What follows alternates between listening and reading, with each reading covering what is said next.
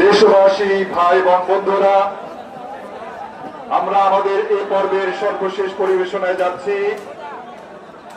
এই ময়দানে শহীদ হয়েছিল আমাদের সাইয়েদাতুশ শুহাদা, বাংলাদেশের প্রেক্ষাপটে শহীদ আব্দুল মালিক। মনে আছে আপনাদের? শহীদ আব্দুল মালিক ভাইকে নিয়ে একটি গান আজান আমরা দেব, ইনশাল্লাহ এখানে নামাজ হবে।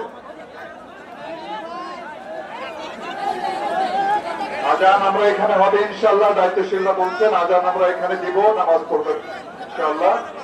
এবারে শিল্পী ওবায়দুল্লাহ তারেককে অনুরোধ জানাচ্ছি শহীদ আব্দুল মালিক ভাইয়ের স্মৃতি চিহ্ন এই সোহরাওয়ার্দী উদ্যানের উপরে লিখিত গান লিখেছেন আমাদের প্রিয় গীতিকার নাইমুল ইসলাম মাহিন।